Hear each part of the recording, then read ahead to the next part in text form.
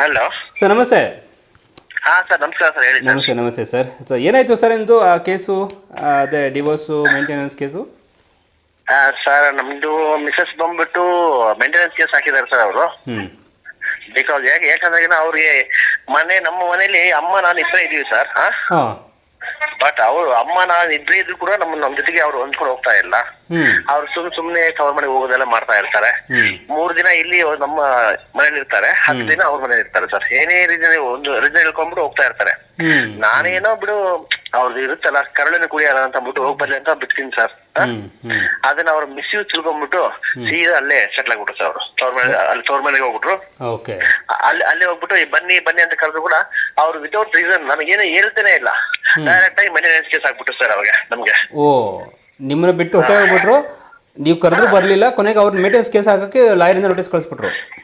ಹಾಕಿ ಬಿಟ್ರು ಸರ್. ಅದು ಬಟ್ ನಮ್ಗೆ ಏನಕ್ಕೆ ಬಟ್ ಏನ್ ರೀಸನ್ ಗೊತ್ತಾಗಿಲ್ಲ. ಅದು ಅವ್ರ ಪೇರೆಂಟ್ಸ್ ಮಾತಾಡಿದ್ರೆ ಇಲ್ಲ ಅಲ್ಲಿ ಕೋರ್ಟ್ ಅಲ್ಲಿ ಮಾತಾಡೋಣ ಅಂತಂದ್ರು. ಕೋರ್ಟ್ ಅಲ್ಲಿ ಕೂಡ ಅಲ್ಲಿ ನೋಡಿದ್ರು, ನಮ್ಗೆ ಜಡ್ಜ್ ಮೇಡಮ್ ಇದ್ರು, ಅವ್ರು ಮಾತಾಡಿದ್ರು. ಅವ್ರು ಏನಮ್ಮ ಯಾಕೆ ಈ ತರ ಮಾಡ್ತೀಯಾ ಅಂತಂದ್ರು. ಅವ್ರು ವಿತೌಟ್ ಸಿಲ್ಲಿ ರೀಸನ್ ಸರ್, ಏನ್ ರೀಸನ್ ಇಲ್ಲ ಇಲ್ಲ. ವಿತೌಟ್ ರೀಸನ್ ಮೇಡಮ್ ನನಗೆ ಬೇಡ ಮೇಡಮ್, ಯಾಕೆ ಬೇಡ ಅದಕ್ಕೂ ರೀಸನ್ ಇಲ್ಲ. ಸುಮ್ನೆ ನನಗೆ ಜೀವನಾಂಶ ಬೇಕು ಮೇಡಮ್, ಯಾಕಮ್ಮ ಜೀವನಾಂಶ ಬೇಕು. ಅವ್ರು BA ಆಗಿದ್ದಾರೆ, ಆದ್ರೂ ಕೂಡ ಒಂದ್ 2-3 ಆಪಾದನೆ ಹೇಳಿದ್ಲು. ಅಂದ್ರೆ ಇವ್ರು ಬಂದು ಕುಡಿದು ಬಂದು ಹೊಡಿತಾರೆ ನನಗೆ ಸುಮ್ನೆ ಮಾನಸಿಕ ಕಿರುಕುಳ ಕೊಡ್ತಾ ಇದಾರೆ ನನಗೆ ಅಂತ ಹೇಳಿದ್ರು. ಬಟ್ ಇದೆಲ್ಲ ಯಾವ್ದು ಇಲ್ಲೇ ಇಲ್ಲ ಸರ್ ಇದು ಮನೆಯಲ್ಲಿ. ಸರ್ ನಾನು ಬಿಟ್ರೆ ಅಮ್ಮ ಬಿಟ್ಟು ಯಾರಿಲ್ಲ ಮನೆಯಲ್ಲಿ. ಅವ್ರು ಏನ್ ಸರ್ ಮಾಡ್ಕೊಂತೀರ ಅಂತ ತಿಂತಾ ಇಲ್ಲ. ಒಟ್ಟು ಅವ್ರಿಗೆ ನಮ್ಮ ಮನೇಲಿ ಇರ್ಬೇಕು ಇಂಟ್ರೆಸ್ಟ್ ಇಲ್ಲ ಸರ್ ಅವ್ರಿಗೆ. ಸುಮ್ನೆ ನನಗೆ ಈ ತರ ಗಂಡ ಟಾರ್ಚರ್ ಮಾಡ್ತಾರೆ, ಕುಡಿದು ಬಂದು ಹೊಡಿತಾರೆ ಅಂತ ಅಂದ್ಬಿಟ್ಟು ಮಾನಸಿಕ ಕಿರುಕುಳ ಕೊಡ್ತಾ ಇದ್ದಾರೆ ಅಂತ ಅಂದ್ಬಿಟ್ಟು ಅದಕ್ಕೆ ರೀಸನ್ಗಳೇ ಇಲ್ಲ ಸರ್ ಅದಕ್ಕೆ. ಆ ಟೈಮಲ್ಲಿ ನನ್ಗೆ ನಮ್ಮ ಲಾಯರ್ ಇದ್ರು, ಯೋಗೇಶ್ ಮನೋಹರ್ ದೇಸಾಯಿ ಸರ್ ಅಂತಂದ್ರು. ನಾನು ಆ ಸರ್ನ ಅಪ್ರೋಚ್ ಆದೆ. ಆ ಸರ್ ಇದ್ಬಿಟ್ಟು ನನಗೆ ಕೇಳಿದ್ರು, ಹೌದಾ ನಿಮ್ದು ಕರೆಕ್ಟ್ ಆಗಿ ಹೇಳಿ ಅಂತಂದ್ರು. ಸರ್ ನಾನು ಏನೇ ಹೇಳೋದು ಇಷ್ಟೇ ಸರ್ ಆಗಿದ್ದು, ಏನಿಲ್ಲ ಸರ್ ನಮ್ದು, ಅವರೇ ಹೋಗಿದ್ದಾರೆ ಈ ತರ ಮಾಡ್ತಾ ಇದಾರೆ ಅಂತ. ಸರ್ ಕ್ರಾಸ್ ಮಾಡೋದು ಅವ್ರಿಗೆ, ಏನಮ್ಮ ನಿನ್ಗೆ ಏನ್ ಮಾಡ್ತಾರೆ ನಿನ್ ಗಂಡ ಅಂತಂದ್ರು. ಆ ಟೈಮಲ್ಲಿ ನನಗೆ ಹೊಡಿತಾರೆ, ಟಾರ್ಚರ್ ಮಾಡ್ತಾರೆ. ಏನ್ ಟಾರ್ಚರ್ ಮಾಡ್ತಾರೆ? ದಿನಾ ಹೊಡಿತಾನೆ, ದಿನಾ ಕುಡಿದು ಬಂದು ಹೊಡಿತಾನೆ ಅಂತಂದ್ರು. ಹೌದಮ್ಮ ಸರ್, ನೀನ್ ಇಲ್ಲದು ನಿಮ್ಮ ಹತ್ತಿರದಲ್ಲಿ ಇರ್ತಕ್ಕಂತ ಪೊಲೀಸ್ ಸ್ಟೇಷನ್ ನೀನು ರಿಜಿಸ್ಟರ್ ಮಾಡಿಸಿದೀಯ ನೀನು? ಇಲ್ಲ ಸರ್ ಮಾಡ್ಸಿಲ್ಲ. ಆಯ್ತಮ್ಮ, ನೀನ್ ಅಕ್ಕಪಕ್ಕ ಮನೆಯವ್ರಿಗೆ ಯಾರು ಹೇಳ್ದೀಯ ನೀನ್ ಈ ತರ ಮಾಡ್ತಾರ ಅಂತ ಅಂದ್ಬಿಟ್ಟು? ಇಲ್ಲ ಸರ್ ಹೇಳಿಲ್ಲ. ಒಟ್ಟು ಎಲ್ಲ ಕ್ರಿಯೇಟಿವ್ ಸರ್. ಆಮೇಲೆ ಅವರು ನಮ್ಮ ಲಾಯರ್ಗಳಿಗೆ ಅವ್ರು ಉಲ್ಟಾ ಆಗ್ಬಿಟ್ರು. ಸರ್ ನನಗೆ ಅದೆಲ್ಲ ಹೇಳಕ್ ಆಗೋ ಟೈಮ್ ಇಲ್ಲ ಸರ್, ಅವು ನಮ್ಮ ಪರ್ಸನಲ್ ವಿಷಯಗಳು ಸರ್, ನನಗೆ ಜೀವನಾಂಶ ಕೊಡಿ ಸರ್ ಅಂತ ಅಂದ್ಬಿಟ್ರು ಸರ್ ಮತ್ತೆ ಸರ್. ಓಕೆ, ಹೇಳಕ್ಕಾಗಲ್ಲ ನಂಗೆ ಜೀವನಾಂಶ ಕೊಡಿಸಿ. ಹೇಳಕ್ಕಾಗದಂತ ಗಂಡ ಸಾಕ್ಷಿಗಳು ಏನಾದ್ರು ಮಾಡಲೇಬೇಕಲ್ವಾ, ಕ್ರಿಯೇಟ್ ಆಗಿರಲೇಬೇಕಲ್ವ ಅಲ್ಲಿ. ನೀವೇನಾದ್ರು ತೊಂದರೆ ಕೊಟ್ಟಿರೋಂಥದ್ದು, ಅಥವಾ ಸೆಕ್ಷುಲಿ ಹರಾಸ್ ಆಗಿರೋಂಥದ್ದು, ಅಥವಾ ಫಿಸಿಕಲಿ ಹರಾಸ್ ಮಾಡಿರೋಂಥದ್ದು, ಅಥವಾ ಅವ್ರ ಮನೆಗೆ ಹೋಗ್ಲೇಬೇಡ ಅಂತ ಬಂಧಿಸಿ ನಿಮ್ಮ ಮನೇಲಿ ಇಟ್ಟಿರೋಂಥದ್ದು ಏನಾದ್ರು ಒಂದು ಇರ್ಬೇಕಲ್ವ? ಒಂದು ಇಲ್ಲ ಸರ್, ಇಲ್ಲ ಸರ್. ನಮ್ಮ ಲಾಯರ್ ಬಂದದ್ದೆ ಮನೋಹರ್ ದೇಸಾಯಿ ಸರ್ ಅಂದ್ರೆ ಕ್ಲಾಸ್ ಕ್ವಶನ್ ಹಾಕಿದ್ರು ಮತ್ತೆ. ಇಲ್ಲಮ್ಮ ನೀನ್ ಈ ತರ ಏನ್ ಮಾಡ್ತಾ ಇದ್ದಿಲ್ಲ, ಆದ್ರೆ ನಿನ್ನೆಲ್ಲೇ ಏನೋ ಲೋಪಗಳು ಇದಾವೆ ಅಂತಂದ್ರು. ಸರ್ ನನಗೇನು ಹೇಳಕ್ ಆಗಲ್ಲ ಸರ್ ಈಗ ನನಗೆ ಅಂತ ಅಂದ್ಬಿಟ್ಟು ಅವ್ರ ಕಡೆ ಲಾಯರ್ ಬಂದ್ಬಿಟ್ಟು ನಮ್ಮ ಕ್ಲೈಂಟ್ಗೆ ಏನೋ ಮಾಡ್ತಾ ಇದಾರೆ, ಬಹಳ ಇದು ಕಿರುಕುಳ ಕೊಡ್ತಾ ಇದಾರೆ, ಕ್ಲಾಸ್ ಕ್ವಶನ್ ಎಲ್ಲ ಬಹಳ ಮಾಡ್ತಾ ಇದಾರೆ ಅಂತ ಅಂದ್ಬಿಟ್ಟು ಮತ್ತೆ ನಮ್ಮನ್ನ ಬಾಯಿ ಮುಚ್ಚಲಿಕ್ಕೆ ಪ್ರಯತ್ನ ಮಾಡಿದ್ರು. ಆದ್ರೂ ಕೂಡ ನಮ್ಮ ಜಡ್ಜ್ಗಳು ನನ್ನ ಪರವಾಗಿ ಇದಾರೆ ಸರ್. ನಮ್ಮ ಪರವಾಗಿ ಜಡ್ಜ್ಮೆಂಟ್ ಕೂಡ ಆಗೋಯ್ತು. ಹೌದಾ? ನೆಕ್ಸ್ಟ್ ಏನಾಯ್ತು ಇವಾಗ? ಅದು ಈಗ ಏನಿಲ್ಲ ಸರ್, ಅವರು ಈಗ 1 ಮಂತ್ ಅಲ್ಲಿ ಹೋಗ್ಬಿಟ್ಟು ಅಲ್ಲಿ ಸಂಸಾರ ಮಾಡು ಅಂತ ಹೇಳಿದಾರೆ ಸರ್ ಅವರು. But still she is not coming here sir, ಇನ್ನು ಬಂದಿಲ್ಲ. ಹಾಗಾದ್ರೆ ಡೈವೋರ್ಸ್ ಪಕ್ಕ ಆಯ್ತು? ಅದು ಡೈವರ್ಸ್ ಪಕ್ಕ ನಡೀತಾ ಇದೆ ಸರ್. ಇನ್ನು ಇದು ಡೈವರ್ಸ್ ಹಾಕ್ಬೇಕು ಇವಾಗ ಈಗ ಆಗ್ಬೇಕು ಸರ್. ಏನೋ ನನಗೆ ರಾಯರ ಕೃಪೆ ಅನ್ಸುತ್ತೆ ಸರ್, ದೇವ್ರು ಇದಾರೆ ಸರ್, ಮಾತ್ರ ಸತ್ಯ ಸರ್. ನೋಡಿ, ನೀವು ತಾಯಿ ಮತ್ತೆ ನೀವು ಇಬ್ಬರೇ ಇದ್ರಿ ಮನೆಯಲ್ಲಿ. ಸೊ ಬಂದು ನಿಮ್ಮಲ್ಲಿ ಸೊಸೆಯಾಗಿ ಇರಬೇಕಾಗಿತ್ತು. ಆದರೆ ಆಕೆಗೆ ಯಾವ ಇಂಟೆನ್ಷನ್ ಇತ್ತೋ ಏನೋ ಗೊತ್ತಿಲ್ಲ, ಬಟ್ ಆಕೆ ಡೈವರ್ಸ್ ಬೇಕೇ ಬೇಕು, ಅಲ್ಲ ನನಗೆ ಮೇಂಟೆನೆನ್ಸ್ ಬೇಕು ಅಂತ ಹೊಟ್ಟೋಗ್ಬಿಟ್ಲು ಸರ್. ಡೈವರ್ಸ್ ಕೂಡ ಅಂತ ಮಾತಾಡ್ತಾ ಇಲ್ಲ ನಾವು. ಅದಕ್ಕೂ ರೆಡಿ ಆಗಿರ್ತೀವಿ, ಒಂದ್ ಸೆಟಲ್ಮೆಂಟ್ ಮಾಡ್ಕೊಂತ ಇದೀವಿ sir. But she not ready sir. ನನಗೆ ಐ ನೀಡ್ ಮಂತ್ಲಿ ಮೇಂಟೆನೆನ್ಸ್. ಅಲ್ಲ, ನೀವೇನೋ ತಪ್ಪೇ ಮಾಡಿಲ್ಲ ಅಂದ್ಮೇಲೆ ಯಾಕೆ ನೀವು ಸೆಟಲ್ಮೆಂಟ್ಗೆ ಹೋಗ್ತೀರಿ? ಮಾಡ್ಕೊಂಡು ತಪ್ಪಿಗೆ ಮದುವೆ ಮಾಡ್ಕೊಂಡು. ಓಕೆ, ಯೋಗೇಶ್ ದೇಸಾಯಿ ಹೇಳ್ತಾರೆ, ನೀವು ಮಾಡ್ಕೊಂಡು ತಪ್ಪಿಗೆ ಮೇಂಟೆನೆನ್ಸ್ ನೀವೇ ಕೊಡ್ಬೇಕಲ್ಲ ಅಂತ. ಏನ್ ಮಾಡ ಸರ್ ಮತ್ತೆ ಅದಾದ್ಮೇಲೆ ಇವ್ರ ಕಂಪನಿ ಹತ್ರ ಬಂದು ಜಗಳ ಆಡ್ತಾರೆ. ಹೌದಾ? ಮತ್ತೆ ನಿಮ್ಮ ಹತ್ರ ಬಂದು ಜಗಳ ಆಡೋಂಥದ್ದು ಏನಾದ್ರು ಇತ್ತಾ ಅವ್ರದ್ದು? ಕಂಪನಿ ಹತ್ರ ಜಿಂದಾಲ್ ಮುಂದ್ಗಡೆ ಕಂಪನಿ ಹತ್ರ ಬಂದ್ಬಿಟ್ಟು ಅಲ್ಲಿ ಕಂಪನಿಯಲ್ಲಿ ಬಂದ್ಬಿಟ್ಟು HOD ಹತ್ರ ಬಂದ್ಬಿಟ್ಟು ಜಗಳ ಮಾಡ್ಬಿಟ್ಟು ನನ್ನ ಅಲ್ಲಿಂದ ನನಗೆ ಶೇಮ್ ಆಗ್ಬಿಡ್ತು ನನಗೆ. ಶೇಮ್ ಆದ ತಕ್ಷಣ ನಾನು ಅವ್ರು ಇನ್ನೊಂದು ಅಸ್ತ್ರ ಅದು ಮರ್ಯಾದೆ ತೆಗಿಬೇಕು, ನೀವು ಇರೋಂಥ ಜಾಗದಲ್ಲಿ ನಿಮ್ಗೆ ಮರ್ಯಾದೆ ಸಿಗಬಾರ್ದು ಅಂತ. ಇಲ್ಲ ಸರ್ ಅಂತಾರಲ್ಲ, ನೀವು ನನಗೆ ಮೇಂಟೆನೆನ್ಸ್ ಕೊಡಲ್ಲ ಅಂದ್ರೆ ನನ್ನ ಕೆಲಸಗಳು ನೀವು ಮಾಡಬಾರ್ದು ಅಂದ್ಬಿಟ್ಟು ನನಗೆ ನಾನೇ ವೈಯಕ್ತಿಕವಾಗಿ ರಾಜೀನಾಮೆ ಕೊಟ್ಬಿಟ್ಟೆ ಸರ್ ನನ್ನ ಕೆಲಸ. ಅಯ್ಯೋ ಮತ್ತೇನು ಮಾಡ್ತೀರಾ ಈಗ? ಈಗ ಏನಿಲ್ಲ ಸರ್, ಸುಮ್ಮನೆ ಇದೀನಿ ಸರ್. ಈಗ ಆಯ್ತು, ನಾನು ಆಗ್ಲಿ 3 ತಿಂಗಳ ಹತ್ರ ಬಂತು ಸರ್. ಈಗ ಅದ್ಯಾಕೆ ಸರ್ ಅನ್ಸಲ ಎದುರ್ತೀರಿ? ಇಂಜಿನಿಯರ್ ಅಲ್ಲ, ಏನ್ ಮಾಡ್ಲಿ ಸರ್. ಅಂದ್ರೆ ನಿಮ್ಮ ಮನೆ ಬೆಳಗ್ತಾಳೆ ಅಂತ ನೀವು ಕರ್ಕೊಂಡು ಬಂದ್ರಿ, ಮನೆನೇ ಹಾಳು ಮಾಡ್ಬಿಟ್ಲು, ಕೊನೆಗೆ ಮಗನೂ ಹಾಳು ಮಾಡಾಕ್ಬಿಟ್ರು. ಈಗ ದುಡ್ಡು ಬೇಕು. ಇಲ್ಲ ಸರ್, ಬರೀ ದುಡ್ಡು ಬೇಕಾ ಸರ್? ನನ್ನ ಆರೈಕೆ ಬೇಕಾಗಿಲ್ಲ ಅವ್ರಿಗೆ, ತಾಯಿ ನಮ್ಮ ಅಮ್ಮನ ಆರೈಕೆ ಕೂಡ ಬೇಕಾಗಿಲ್ಲ ಅವ್ರಿಗೆ. ಬಟ್ ಅವ್ರಿಗೆ ಏನಪ್ಪ, ನನಗೆ ದುಡ್ಡು ಬೇಕು. ಆ ದುಡ್ಡಿಗೆ ಮೂಲ ಋಣ ಕೆಲಸ. ಆ ಕೆಲಸನ ಬಿಟ್ಬಿಟ್ರೆ ಏನ್ ಮಾಡ್ಲಿ ಸರ್? ಈಗ ಕೆಲಸ ಬಿಟ್ಬಿಟ್ಟೆ ನಾನು. ಕೆಲಸನ ಬಿಟ್ಬಿಟ್ರಿ, ಈಗ ಮೇಂಟೆನೆನ್ಸ್ ಕೊಡಂಗಿಲ್ಲ, ನೀವು ಸೆಟ್ಲ್ಮೆಂಟು ಇಲ್ಲ. ಇಲ್ಲ ಸರ್, ಮತ್ತೆ ಈಗ ಅವರು ಓದ್ಕೊಂಡಿದಾರಲ್ವಾ? ಹೌದು ಸರ್, BA ಡಿಸ್ಟಿಂಕ್ಷನ್. ಮತ್ತೆ ಅವ್ರ ಕೆಲ್ಸಕ್ಕೆ ಹೋಗ್ಬೋದು ಬಿಡಿ. ಹೋಗ್ಬೋದು ಸರ್, ಹೋಗ್ಬೋದು. ಅವ್ರು ನೋಡೋಣ ಸರ್. ಈಗ ಅದೀಗ ನಮ್ಮ ನ್ಯಾಯಾಲಯ ಏನಾಗುತ್ತೋ ಗೊತ್ತಿಲ್ಲ ಸರ್. ನೆಕ್ಸ್ಟ್ ಎಷ್ಟು 17ನೇ ತಾರೀಕು ಕರೆದಿದ್ದಾರೆ. ಆ ನ್ಯಾಯಾಲಯದಲ್ಲಿ ನಮ್ಮ ಸ್ವಾಮಿಗಳು, ನಮ್ಮ ರಾಯರುಗಳು ನಮ್ಗೆ ದಯಪಾಲಿಸ್ಬೇಕು ಸರ್, ಅಷ್ಟೇ ಸರ್. ಈಗ ಬ್ರದರ್, ಈಗ ನಿಮ್ಮ ಹೆಸರೇನು ಹೇಳಿ ಸರ್? ನನ್ನ ಹೆಸರು ವೆಂಕಟೇಶ್. ವೆಂಕಟೇಶ್, ಓಕೆ. ವೆಂಕಟೇಶ್, ಇವಾಗ ಹಾಂ ಸರ್, ಈಗ ಇದಕ್ಕೆಲ್ಲ ಕಾರಣ ಏನು ಅವ್ರ ಮನಸ್ಥಿತಿ ಏನು, ಹೆಣ್ಣು ಮಕ್ಕಳ ಮನಸ್ಥಿತಿಗೆ ಈಗ ಮರ್ಯಾದೆ ಅಂದ್ರೆ ಲೆಕ್ಕನೇ ಇಲ್ವಾ ಅಂತ? ಸರ್ ಆಕ್ಚುಲಿ ನನ್ನ ಪ್ರಕಾರ ಅವ್ರದ್ದು ಟೀಚರ್ ಫ್ಯಾಮಿಲಿ. ನಾವು ಅದೇ ಫ್ಯಾಮಿಲಿ ಅಂತ ನಮ್ಗೆ ಇಷ್ಟ ಆಯ್ತು.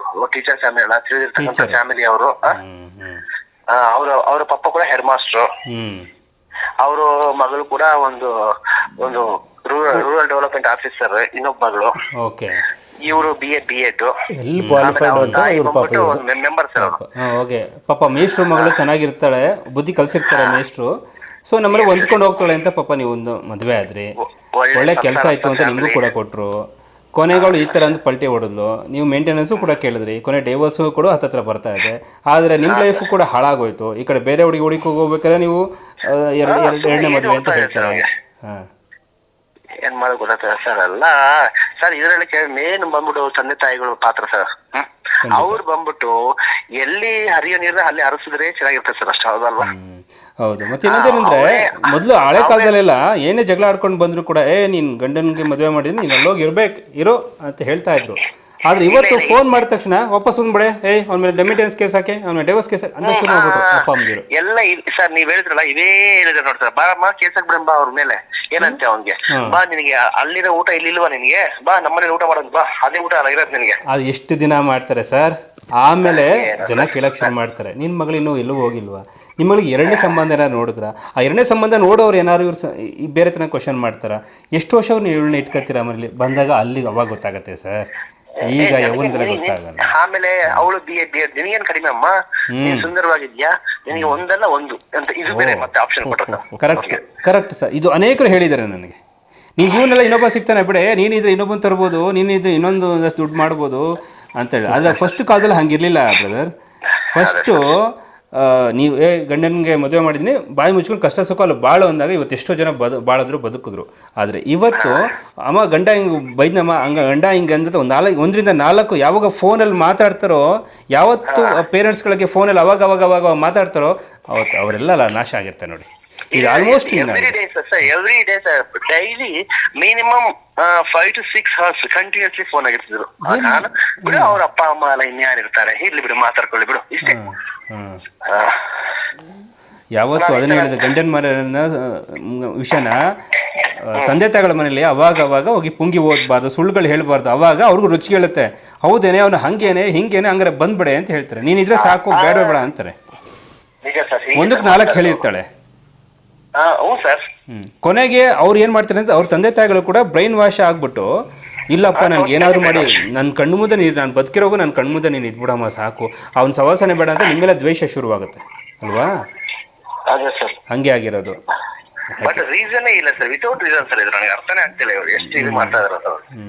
ಆಯ್ತು, ಒಳ್ಳೇದಾಗತ್ತೆ ಬಿಡಿ, ಸೇಲತ್ಕೊಂಡ್ ಕಾಲ ಅಂತ ಇರುತ್ತೆ. ಯೋಗೀಶ್ ದೇಸಾಯಿ ಇದ್ದಾರೆ, ಇದುವರೆಗೆ ಅವ್ರು ತಗೊಂಡ ಕೇಸುಗಳು ಯಾವುದು ಕೂಡ ಫೇಲ್ ಆಗಿಲ್ಲ. ಆಮೇಲಿಂದ ಅವರು ಪ್ರಾಮಾಣಿಕವಾಗಿ ರಾಯರ ಮೇಲೆ ಭಕ್ತಿ ಇಟ್ಟು ಮಾಡ್ತಿರೋಂಥ ಕೇಸ್ಗಳಿದೆಲ್ಲ. ಹಾಗಾಗಿ ಸುಳ್ಳು ಹೇಳಕ್ಕೆ ಅವ್ರಿಗೆ ಸಾಧ್ಯ ಇಲ್ಲ. ಒಂದು ಹಂತಕ್ಕೆ ಬರುತ್ತೆ. ಸೊ ನೆಕ್ಸ್ಟ್ ಇದಾದ್ಮೇಲೆ ನಮ್ಮನ್ನು ಭೇಟಿ ಮಾಡಿ ಮಾತಾಡೋಣ. Thank you so much sir. ಏನಾಯ್ತು ಸರ್ ಇವ್ರ ಕೇಸು ಎಲ್ಲಿಗೆ ಬಂತು ಇವಾಗ ನೋಡಿ? ಅದೇ ಮೇಂಟೆನೆನ್ಸ್ ಕೇಸ್ ಹಾಕಿದ್ರು ಮುಂಚೆ ಯಾರಿಗೋ ಕೊಟ್ಟಿರ್ತಾರೆ, ಅದಾದಮೇಲೆ NOC ಕೊಟ್ಬಿಟ್ಟು ನನಗೆ ಕೊಡ್ತಾರೆ. ಅವರೊಂದಷ್ಟು ಹಾಳು ಮಾಡಕ್ಬಿಟ್ಟು ಟೈಮು. ಅಬ್ಜೆಕ್ಷನ್ಸ್ ಅಲ್ಲಿ ಏನು ಬರೀಬೇಕು, ಲೈಬಾಲಿಟಿ, ಇವ್ರ ಹತ್ರ ಕೆಪಬಿಲಿಟಿ ಏನಿದೆ ತೋರಿಸ್ಬೇಕು ಅಂತ ಹೇಳಿದ್ರೆ ಹಾಕಬೇಕು. ಅದು ಯಾವುದು ಹಾಕೋದಿಲ್ಲ, ಅದ್ರ ಮೇಲೆ ಆರ್ಡರ್ ಆಗ್ತದೆ. ಕರೆಕ್ಟ್. ಅದ್ರ ಮೇಲೆ ಈಗ ಅಪೀಲಲ್ಲಿ ಹೋದಾಗ ನಾನು ಅದನ್ನ ಆಮೇಲೆ ಈ ಹುಡುಗ ಹೆಂಡ್ತಿನ ಬಿಡೋಕೆ ರೆಡಿ ಇಲ್ಲ. ಸೊ ನಂಗೆ ಹೆಂಡತಿ ಬರಲಿ ಅಂತ ನಾವು ಕಾಯ್ತಾ ಇದ್ದೇನೆ, 1 ತಿಂಗಳು ಟೈಮ್ ಕೂಡ ಅದು ಆದ್ಮೇಲೆ ರೆಸ್ಟಿಟ್ಯೂಷನ್ ಆಫ್ ಕಂಜುಗಲ್ ರೈಟ್ ಅಂತ ಹಾಕೊಂಡ್ಬರ್ತೀನಿ. ನನಗೆ ಹೆಂಡತಿ ಬೇಕು, ಮರುಪ ಇದು ಅಂತ ಬರ್ತಾರೆ, ಮರು ಸೇರ್ಪಡೆ ನಮ್ಗೆ ಬೇಕು. ಆ ಕೇಸಲ್ಲಿ ನಾವು ಸಕ್ಸೀಡ್ ಆಗ್ತೀವಿ. 1 ತಿಂಗಳೊಳಗೆ ಹೋಗಿ ನೀವು ಜೀವನ ಮಾಡು ಅಂತೇಳಿ ಜಡ್ಜ್ ಆರ್ಡರ್ ಕೂಡ ಮಾಡಿ, ಏನೋ ತೊಂದರೆ ಇದ್ರೆ ಹೇಳಮ್ಮ, ಅವಾಗ ಬೇಕಾದ್ರೆ ನೋಡೋಣ ಅಂತ ಹೇಳಿರ್ತಾರೆ. ಆರ್ಡರ್ ಆಗ್ತದೆ. ಆ ಆರ್ಡರ್ ಆದರೂ ಸಹ ಆರ್ಡರ್ ಒಬ್ಬಡ ಆಗಲ್ಲ. ಆವಾಗ ನಾವೇನು ಮಾಡ್ತೀವಿ, DV ಆ್ಯಕ್ಟ್ ಇದಕ್ಕೆ ಹಾಕ್ತೀವಿ. ಅದಕ್ಕೆ MC ಕೇಸ್, ಡೈವರ್ಸ್ ಕೇಸ್ ಹಾಕಿದ್ದೀವಿ ಇವಾಗ. ಸೊ ಇವಾಗ ಡೈವರ್ಸ್ ಆದರೂ ಸಹಿತ ಮೇಂಟೆನೆನ್ಸ್ ತಪ್ಪಿಸ್ಲಿಕ್ಕೆ ಆಗಲ್ಲ. ಮೈಂಡನ್ನು ಫುಲ್ಲು ಬ್ಲ್ಯಾಂಕ್ ಆಗಿಬಿಡ್ತದೆ ಈ ರೀತಿ ಆದಾಗೆ ಮೇಂಟೆನೆನ್ಸ್ ಕೇಸ್ಗಳಲ್ಲಿ. ಇಲ್ಲ, ಅವ್ನ ಕೆಲಸನೇ ಇಲ್ವಲ್ಲ, ಹೆಂಗೆ ಹಣ ಕೊಡ್ತಾನೆ? ಕೊಡದೇ ಇದ್ದರೆ ಭಿಕ್ಷೆ ಬೇಡ್ಕೊಂಡು ತೊಗೊಂಡು ಬಾ ಅಂತ ಹೇಳ್ತಿದ್ದೆ ಕಾನೂನು. ಬಟ್ ಈಕೆ ಓದಿದಾಳಲ್ಲ, ಅದನ್ನು ನಾವು ಪ್ರೂವ್ ಮಾಡಬೇಕಾಗಿತ್ತು. ಇದರಲ್ಲಿ ಮಾಡಿಲ್ಲಲ್ಲ ಅವರು ಮೇಂಟೆನೆನ್ಸ್ ಕೇಸಲ್ಲಿ. ಈಗ ಮಾಡ್ಬೋದಲ್ಲ? ಅದೇ ಇವಾಗಿನ ಅಪೀಲಲ್ಲಿ ಮಾಡ್ಕೋಬೇಕು ನಾವು ಇವಾಗ. ಓಕೆ. ಸೊ ಅಪೀಲಲ್ಲಿ ಮಾಡಬೇಕು. ಯಾವಾಗಲೂ ನಾವು ಬೇಸ್ಮೆಂಟ್ ಏನಿರ್ತದಲ್ಲ, ಬೇಸ್ಮೆಂಟ್ ಕರೆಕ್ಟ್ ಇದ್ದಾಗ ಕೆಲಸ ಮಾಡ್ತಾ ಇಲ್ಲ. ಸೊ ಅದಾದ್ಮೇಲಿಂದ ಮದುವೆ ಮುಂಚೆ ಕೆಲಸ ಮಾಡ್ತಾ ಇಲ್ಲ, ಮಾಡ್ತಾರೆ ಈಗಲೂ ಮಾಡಮ್ಮ ಅಂತ ಹೇಳ್ಬೋದಲ್ಲ. ಸೊ ಅದನ್ನೆಲ್ಲ ನೀವು ಹೇಳಬೇಕಲ್ಲ, ನೀವು ಜಡ್ಜ್ ಮುಂದ್ಗಡೆ ಬಂದು ಬರೆದು ಹಾಕಿ ಹೇಳಬೇಕಾಗಿತ್ತು. ಅದೇನು ಬರೆಯೋದೇ ಇಲ್ಲ, ಜಸ್ಟ್ ಏನಿದೆ ಅಷ್ಟೇ ಬರೆದು ಬಿಡ್ತಾರೆ. ಇವಾಗ ಏನಿದೆ ಅದು ಹಂಗಾಗ್ಬಿಟ್ಟು ಈ ಕೇಸಲ್ಲಿ ಇದಕ್ಕೆ ಆಗಿತ್ತು. ಅದಾದಮೇಲೆ ನಾನು ರೆಸ್ಟಿಟ್ಯೂಷನ್ ಆಫ್ ಕಂಜುಗಲ್ ರೈಟ್ ಹಾಕ್ಕೊಂಡೆ, ಅಲ್ಲಿಂದ ನಾನು ಸಕ್ಸೀಡ್ ಆಗ್ತದೆ, ನನ್ನ ಪರವಾಗಿ ಜಡ್ಜ್ಮೆಂಟ್ ಆಯಿತು. ನಂತರ ಬಂದ್ಬಿಟ್ಟು ಇದಕ್ಕೆ ಇವಾಗ ಕಂಟೆಸ್ಟ್ ಮಾಡಿಕೊಂಡು ಅಪೀಲ್ ಹಾಕ್ಕೊಳ್ತೀನಿ. ಹೀಗೆ ನಡೀತಾ ಇರ್ತದೆ. ನೋಡಿ, ಲಾಯರು ಒಬ್ಬರು ಡೈವರ್ಸ್ಗೋಸ್ಕರ ನಿಂತಿದ್ದಾರೆ, ಆದರೆ ಸುಳ್ಳು ಕೇಸನ್ನು ಹೆಂಗಾದರೂ ಮಾಡಿ ಇದನ್ನು ಬಚಾವ್ ಮಾಡಬೇಕು ಅಂತ ನೀವು ನಿಂತಿದ್ರಿ. ಸೊ ನೋಡಿ, ಏನು ಹೇಳಿದ್ರು ನ್ಯಾಯಾಧೀಶರ ಮುಂದೆ ಇಬ್ಬರು ಲಾಯರ್ಗಳು.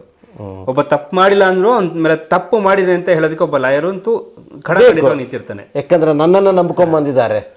ಇವ್ರು ತಪ್ಪು ಮಾಡಿದಾರೋ ಗೊತ್ತಿಲ್ಲ. ನೋಡಿ, ಪಾಕಿಸ್ತಾನದಲ್ಲಿ ಒಬ್ಬ ಕಸಾಬ್ ಅಂತ ಬರ್ತಾನೆ, ಕಸಬ್ ಅಲ್ವಾ, ಅಫ್ಜಲ್ ಗುರು ಅವನ ಗುರು, ಅಂಥವ್ರನ್ನ ಡಿಫೆನ್ಸ್ ತೊಗೊಂಡ್ರು. ಸೊ ನಮ್ಮನ್ನು ನಂಬಿ ಬಂದವ್ರ ವಿಚಾರ ನಾವು ಇದ್ದಾಗೆ ದಿಸ್ ಅ ಪ್ರೊಫೆಷನಲ್ ಎಥಿಕ್ಸ್, ನಾವು ಅವ್ರನ್ನ ಸೇವ್ ಮಾಡಲೇಬೇಕು. ಓಕೆ. ಅದು ಡಿಪೆಂಡ್ ಅಪಾನ್ ದ ಮೆರಿಟ್ಸ್. ಕಳ್ಳದ ಯಾಕಪ್ಪ ಕೇಸ್ ತಗೊಂಡ್ರು ಅಂತ ಅನ್ಕೊಳ್ತಾರೆ. ಅದು depend upon the merits. If it's merits I will succeed. ನಿಮ್ಮ ಕಡೆ ಮೆರಿಟ್ ಇದ್ರೆ ನೀನು ಸಕ್ಸೀಡ್ ಆಗ್ತೀರಾ. That is the law. Yes, ಅದೆಲ್ಲ ಓಕೆ. ಬಟ್ ಆದರೂ ಕೂಡ ಅವನು ಸುಳ್ಳು ಕೇಸ್ನ ಲಾಯರೇ ಬರ್ಕೊಡ್ತಾರೆ ಸರ್, ಈ ಥರ ಮೇಲೆ ಕೇಸ್ ಹಾಕು, ನೀವು ಹಿಂಗೆಲ್ಲ ಕೇಸ್ ಹಾಕು ಅಂತ ಕೆಲವು ಲಾಯರ್ಗಳು ಬರ್ಕೊಟ್ಟಿದ್ದು ಉಂಟು ಸರ್. ಸೊ ಹಾಗಾಗಿ ಸೊ ನಿಮ್ಮ ಅವ್ರು ಅಪ್ರೋಚ್ ಮಾಡೋದು ಆ ರೀತಿ ಮಾಡ್ತಾರೆ. ಇವಾಗ ಯಾರೋ ಬಂದ್ಬಿಟ್ಟು ನನಗೆ ಈ ರೀತಿ ಟಾರ್ಚರ್ ಆಯ್ತು ನೋಡಿ, ಇದು ಏನಕ್ಕೆ ಇದೆ ಅನ್ನೋದು, ಅಂದರೆ ಏನು ಇನ್ಸಿಡೆಂಟ್ ನಡೆಯೋದು ಅನ್ನೋದು ಯಾರಿಗೂ ಗೊತ್ತಿಲ್ಲ. ಅವ್ನು ಯಾರು ಹೊಡೆದಿರ್ತಾನೆ ಅವ್ನಿಗೆ ಎಷ್ಟೇ ಗೊತ್ತಿರ್ತದೆ. ಈ ಗಂಡ ಹೆಂಡತಿ ಜಗಳದಲ್ಲೂ ಅಷ್ಟೇ, ಒಳಗಡೆ ಏನು ನಡೆದಿದೆ ಅನ್ನೋದು ನನಗೂ ಗೊತ್ತಿಲ್ಲ, ನಿಮಗೂ ಗೊತ್ತಿಲ್ಲ, ಜಡ್ಜ್ಗೂ ಗೊತ್ತಿರಲ್ಲ, ನನ್ನ ಅಪೋಸಿಟ್ ಅಡ್ವೊಕೇಟ್ಗೂ ಗೊತ್ತಿರಲ್ಲ. ಅಲ್ಲಿ ಗೊತ್ತಿರೋದು ಯಾರಿಗೆ? ಗಂಡ ಹೆಂಡತಿ ಗೊತ್ತಿರ್ತದೆ. ಸೊ ಗಂಡ ಸ್ವಲ್ಪ ಮಸಾಲೆನೂ ಸೇರಿಸ್ಬೋದು, ಹೆಂಡತಿ ಅದಕ್ಕೆ ಉಪ್ಪು ಖಾರನೂ ಹಾಕ್ಬೋದು. ಫೈನಲೈಸ್ಡ್ ಬಂದಾಗ ಎವಿಡೆನ್ಸ್ ಕಲೆಕ್ಟ್ ಮಾಡಿ ಇಟ್ಕೋಬೇಕು. ಅದಕ್ಕೆ ಹೇಳಿದ್ದು, ಯಾವಾಗ ಹೆಂಡತಿ ಕಿರಿಕ್ ಮಾಡ್ತಾ ಇದ್ದಾಳೆ, ಎಲ್ಲೋ ಒಂದು ಕಡೆ ಬಿಟ್ಟು ಹೋಗ್ತಿದ್ದಾಳೆ, ಇಂಟೆನ್ಷನ್ ತಪ್ಪು ಮಾಡ್ತಿದ್ದಾಳೆ, ಅಥವಾ ಡಿವೋರ್ಸ್ಗೋ ಮೇಂಟೆನೆನ್ಸ್ಗೋ ಅವಳು ರೆಡಿ ಆಗ್ತಿದ್ದಾಳೆ ಅಂತಂದಾಗ, ಹುಡುಗರು ಕೂಡ ನೀವು ಅಷ್ಟೇ ಅಮಾಯಕರು ಇದ್ದರೆ ನೀವು ಒಂದಷ್ಟು ರೆಕಾರ್ಡ್ ಮಾಡಿ ಇಟ್ಕೋಬೇಕು. ಒಂದು ಅವ್ರ ಫೈನಾನ್ಸ್ ಸ್ಟೇಟಸು, ಹಾಗೆ ನೀವು ಹೊಡೆದಿಲ್ಲ, ಬಡ್ದಿಲ್ಲ, ಬೈದಿಲ್ಲ, ಕುಡ್ದಿಲ್ಲ, ಸೊ ಈಗ ಹರಾಸ್ ಮಾಡಿಲ್ಲ ಅನ್ನೋದಕ್ಕೊಂದು ಸ್ಟೇಟ್ಮೆಂಟ್. ಸೊ ಈ ಡಿಜಿಟಲ್ ಎವಿಡೆನ್ಸ್ಗಳು ತುಂಬ ಸಿಗುತ್ತೆ. ವಾಯ್ಸ್ ರೆಕಾರ್ಡು, ಟೆಕ್ಸ್ಟ್ ಮೆಸೇಜಸ್ಸು, ಬೇರೆ ಇನ್ನೇನು ಫೋಟೋ ವಿಡಿಯೋ ಎಲ್ಲವೂ ಸಿಗುತ್ತೆ. ಅಕ್ಕಪಕ್ಕದನ್ನು ಮಾತಾಡ್ಸೋದಾಗಿರ್ಬೋದು, ಕಂಪ್ಲೇಂಟ್ ಕೊಟ್ಟಿದ್ದಾಗಿರ್ಬೋದು, ಅಥವಾ ಹೊಡೆದಿದ್ರೆ ಹಾಸ್ಪಿಟಲಲ್ಲಿ MCR ಮಾಡಿಸಿದ್ರೆ ಎಲ್ಲವೂ ಕೂಡ ರೆಕಾರ್ಡ್ ಮಾಡಿ ನೋಡಿ. ದಿನ ಕುಡಿದು ಬರ್ತಾನೆ ಅಂದರೆ ನಮ್ಮದು ಬ್ಲಡ್ಡಲ್ಲಿ FSL ಚೆಕ್ ಮಾಡಬೇಕು, ಕಂಟೆಂಟ್ ಇದೆನೋ ಇಲ್ಲೋ ಗೊತ್ತಾಗೇ ಆಗ್ತದೆ ನಾಳೆ ಕೋರ್ಟಲ್ಲಿ. ಅದನ್ನೇ ನೀವು ಪ್ರೂವ್ ಮಾಡೋಕು. ಅವ್ರು ಇದನ್ನು ಫಾಲ್ಸ್ ಮಾಡಿದ್ದಾರೆ ಅಂತ ಹೇಳಿದ್ರೆ ಅನ್ನ ಆಗಿದೆ ಇಲ್ಲ ಅಂತ ಒಂದು ಅಗಳು ಹೆಚ್ಚಿಗೆ ನೋಡಿದ್ರೆ ಗೊತ್ತಾಗ್ತದೆ. So she has given the statement, ಅಲ್ಲಿ ಕುಡಿದು ಬಂದ ನೋಡಿತಾ ಇದ್ದಾನೆ ಅಂದರೆ ಗೊತ್ತಾಗ್ಬಿಡ್ತದೆ.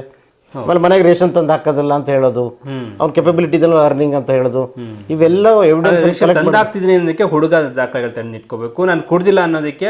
ಸೊ ಆತ ಈಗ ದಿನಾನು ಕುಡಿಯಲ್ಲ, ಯಾವತ್ತಾರು ಒಂದ್ಸಲ ಕುಡಿದಿದ್ರೆ ಏನಾಗೋದು ಅದು ಗೊತ್ತಾಗ್ಬಿಡುತ್ತೆ. ಬ್ಲಡ್ಡಲ್ಲಿ FSL ರಿಪೋರ್ಟ್ ಬರ್ತದೆ, ಎಷ್ಟು ಕಂಟೆಂಟ್ಸ್ ಇದೆ ಬ್ಲಡ್ಡಲ್ಲಿ. ಇವಾಗ ನೋಡಿ, ಮಾರ್ನಿಂಗಿಂದ ಕುಡಿತಾ ಇರ್ತಾನೆ, ಆ ಬ್ಲಡ್ ಕಂಟೆಂಟ್ಸ್ ಅಲ್ಲಿ ಗೊತ್ತಾಗ್ಬಿಡ್ತದೆ ನಿಮಗೆ. ಚೈನ್ ಸ್ನ್ಯಾಕರ್ ಅಂತ ಇರ್ತಾರೆ ಸಿಗರೇಟಲ್ಲಿ. ಹೌದು, ಸುಮ್ಮನೆ ಮಾಡ್ತಾ ಇರ್ತಾನೆ ಅಂತ ಅವನು ಬ್ಲಡ್ ಇದ್ರಲ್ಲಿ FSL ಅಲ್ಲಿ ಗೊತ್ತಾಗ್ಬಿಡ್ತದೆ. ಸೆಕ್ಸುವಲ್ ಹರಾಸ್ಮೆಂಟ್ ಅಂತ ಬರ್ತದೆ. ಒಂದು ದಿನ ಸೆಕ್ಸ್ ಮಾಡಿದ್ದು ಮುಂದೆ 30 ವರ್ಷದ ತನಕ ಅವನು ಸೆಕ್ಸೇ ಮಾಡಿಲ್ಲ, ಹೆಂಡತಿ ಬಿಟ್ಟು ಹೋಗಿರ್ತಾಳೆ, 5 ವರ್ಷ ಬಿಟ್ಟು ಹೋಗ್ತಾಳೆ, 10 ವರ್ಷ ಬಿಟ್ಟು ಹೋಗ್ತಾಳೆ, ಅದ್ರ ಗ್ಯಾಪ್ ಈಸ್ ದೇರ್. ಅಲ್ಲಿ ಸೆಕ್ಸ್ ಆಗಿದೆನೋ ಇಲ್ಲೋ ಅದನ್ನು ನಾವು ಕೂಡ FSL ಅಲ್ಲಿ ಪ್ರೂವ್ ಮಾಡ್ಬೋದು.